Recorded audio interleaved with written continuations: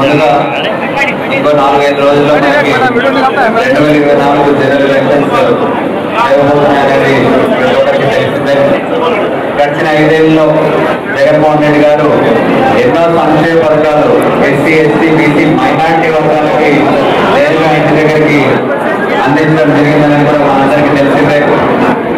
శబ్దోదక సంక్షేమ పథకాలు ఏవైతే ఉన్నాయో అమ్మఒడి కానీ, చేయూత కానీ, అదేవిధంగా పేదోడు కానీ, ఆరోగ్యశ్రీ కానీ ఇలాంటివి ఎన్నో చెప్పుకుంటూ పోతే బడుగు బలిగిన వర్గాలకి జగన్మోహన్ రెడ్డి గారు ఎంతగా చేయూతనిస్తూ అన్ని తానే ముందుకు తీసుకొస్తారని కూడా నేను తెలియజేస్తా ఉన్నాను. అంతేకాకుండా ఆంధ్రలో కూడా ప్రభుత్వ పాఠశాలలు బాగుపడడం కానీ, ఏరియా హాస్పిటల్ బాగుపడడం కానీ, అంతేకాకుండా మెడికల్ కాలేజ్ రావడం కానీ ఇలాంటి ఎన్నో అభివృద్ధి కార్యక్రమాలు కూడా సాయి ప్రసాద్ రెడ్డి గారు, జగన్మోహన్ రెడ్డి గారి ఆధ్వర్యంలో 2019 నుంచి జరగడం కూడా అందరికి తెలిసిన విషయమని తెలియజేస్తా ఉన్నాను. అక్కడ అందరిలో ఒకటి గుర్తుపెట్టుకోవాలా, ఎందుకంటే రానున్న ఎలక్షన్ చాలా కీలకం. ఎందుకంటే అపోజిషన్ పార్టీ వాళ్ళు 4% రిజర్వేషన్ తీసేస్తాము అంటున్నారు. జగన్మోహన్ రెడ్డి మైనార్టీస్ కి 4% రిజర్వేషన్ ఖచ్చితంగా ఉండి తీరాల్సిందే అంటున్నాడు. అలాంటి సమయంలో మనమందరం కూడా ఎవరైతే మనకందరికి న్యాయం చేస్తారో అలాంటి వ్యక్తిని ఎన్నుకోవాలని కూడా మీ అందరికీ తెలియజేస్తా ఉన్నాను. ఎందుకంటే మన పిల్లలు ఈ రోజు సంతోషంగా పడలేకపోతున్నారు అంటే అది జగన్మోహన్ రెడ్డి గారి కారణం. అంతేకాకుండా ముసలి వాళ్ళకి పింఛన్ ఇంటి దగ్గరికి తీసుకొస్తున్నారంటే అది జగన్మోహన్ రెడ్డి గారి గొప్పతనం.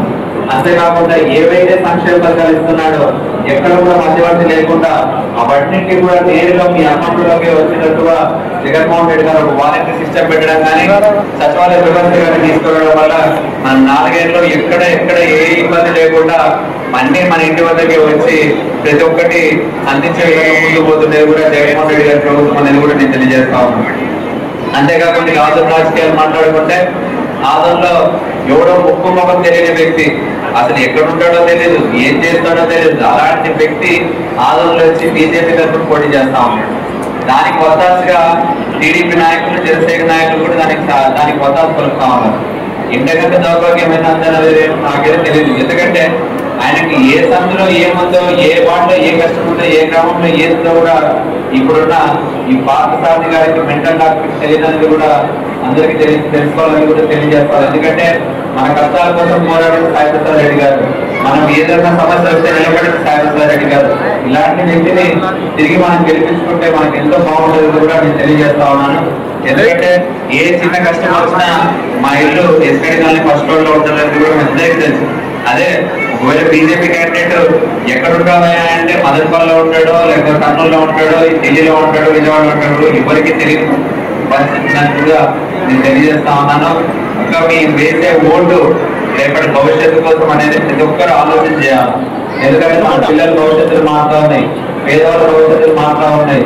ఏమైతే మహిళల అభివృద్ధి కోసం పాల్పడుతుంది జగన్మోహన్ రెడ్డి గారు, అలాంటి సమయంలో మనం కూడా ఒక ఆలోచనమైన నిర్ణయం తీసుకొని రాబోయే 13వ తారీఖు ప్రతి ఒక్కరూ కారు గుర్తుకు ఓటు వేసి 2 ఓట్లు ఉంటాయి, ఒకటి ఎమ్మెల్యే, ఒకటి ఎంపీ, 2 కూడా ఒకటి సాయి ప్రసాద్ రెడ్డి గారికి, ఒకటి టీవై రామయ్య గారికి ఓటు వేసి గెలిపించాలనిగా మీ అందరినీ కోరుకుంటూ సెలవు తీసుకుంటా ఉన్నారు.